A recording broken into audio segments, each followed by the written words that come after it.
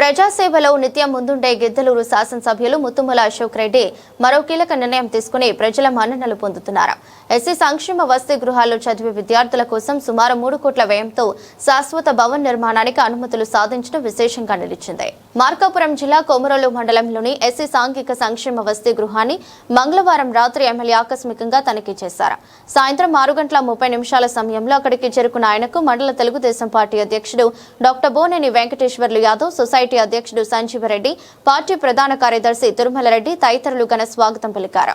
అనంతరం రహదారి నుంచి హాస్టల్ వరకు కాలినడకన వెళ్లిన ఎమ్మెల్యే ప్రజలను ఆప్యాయంగా పలకరిస్తూ ముందుకు సాగారు. హాస్టల్ వద్ద మండల అభివృద్ధి అధికారి రమేష్ బాబు, ఉప మండల అభివృద్ధి అధికారి చెన్నారావు శాలువాలు పూలమాలలతో ఆయనను సత్కరించారు.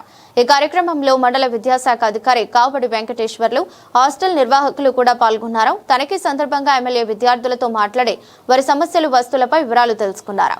మరుగుదొడ్లను పరిశీలించిన ఆయన తన రాకకు ముందే అవి శుభ్రం చేసినట్లు కనిపిస్తున్నాయని ఆగ్రహం వ్యక్తం చేశారు.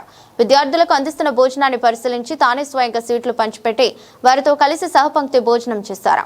అనంతరం మీడియాతో మాట్లాడుతూ శాశ్వత హాస్టల్ భవనం నిర్మాణంపై వివరాలు వెల్లడించారు. కార్యక్రమంలో సొసైటీ డైరెక్టర్లు గూడే ఓపుల్రెడ్డి, హసీనా, యువ నాయకులు రవీంద్రారెడ్డి, చలిమి చీమల శ్రీనివాస చౌదరి, షేక్ నబీ, శివారెడ్డి, మాజీ సర్పంచ్లు, టీడీపీ నాయకులు, కార్యకర్తలు పాల్గొన్నారు. అందరికీ నమస్కారం.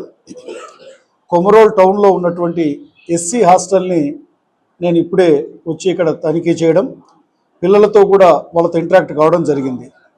నేను ఇప్పుడు వచ్చినప్పుడు ఇక్కడ విద్యార్థులు ఎంతమంది ఉన్నారంటే 24 మంది విద్యార్థులు ఉన్నారు. సరే, 10th క్లాస్ ఎగ్జామ్స్ అయిపోయిన తర్వాత కొంతమంది వెళ్ళడం ఇవన్నీ జరిగింది. పిల్లలతో కూడా మాట్లాడి ఇక్కడ ఉన్నటువంటి సౌకర్యాలు ఎలా ఉన్నాయి ఏంటి అని అన్ని విషయాలు మాట్లాడినప్పుడు వాళ్ళకి ఇక్కడ ఉన్నటువంటి దాంట్లో పిల్లలకి ఇప్పటికి 25 మందికి అయితే సరిపోతుంది, కానీ ఇక్కడ పూర్తి స్థాయిలో స్ట్రెంత్ ఉన్నప్పుడు ఆ పిల్లలకి ఇక్కడ పడుకునేదానికి వసతులు కానీ ఇవన్నీ సరిపోయేటువంటి పరిస్థితి లేదు. రెండవ విషయం ఏముందంటే ఇక్కడ వాళ్ళకి బాత్రూంలో పరిస్థితి చూస్తే ఒకటే బాత్రూము, ఒకటే మనకి దీనికి వెళ్ళేటువంటి పరిస్థితి, ఒక్క బాత్రూమ్ అయి ఉంది వాళ్ళకి. సో ఒక్క బాత్రూమ్తో ఇంతమంది పిల్లలు చేసుకోవాలంటే కూడా చాలా కష్టమైన పని. రెండవది, హైజీనిక్ కూడా ఉంచలేరు, వాళ్ళు జబ్బుల బారిన పడేటువంటి పరిస్థితి ఉంది.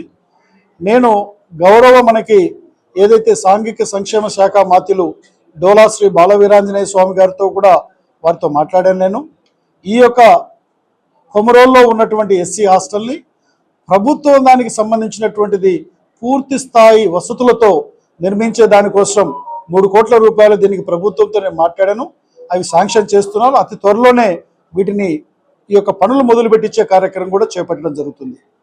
ఇవాళ గౌరవ ముఖ్యమంత్రి చంద్రబాబు నాయుడు గారి నేతృత్వంలో ఎన్డీఏ కూటమి ప్రభుత్వం, అలాగే ఉప ముఖ్యమంత్రి గారు పవన్ కళ్యాణ్ గారు, విద్యాశాఖ మంత్రి గారు నారా లోకేష్ బాబు గారు, వీరందరూ ఈ రాష్ట్రంలో సుపరిపాలన అందించే దాంట్లో భాగంగా ఏదైతే ఎస్సీ పిల్లలకు కానివ్వండి, బీసీ హాస్టల్స్లో చదువుకునేటువంటి పిల్లలకు కానివ్వండి, గురుకులాలు కానీ అలాగే కస్తూర్బా స్కూల్స్లో చదివేటువంటి పిల్లలకు కానివ్వండి, అన్ని రకాలుగా వసతులు కల్పిస్తూ ఒకవైపు వాళ్ళకి నాణ్యమైనటువంటి సన్న బియ్యం ద్వారా మనకి మధ్యాహ్న భోజనం కానీ రాత్రి భోజనం కానీ వారికి కల్పించడంతో పాటు అన్ని రకాలుగా పిల్లల యొక్క ఆరోగ్యం పట్ల కానీ పిల్లలు కల్పించే వసతుల పట్ల కానీ శ్రద్ధ తీసుకోవడం జరుగుతుంది.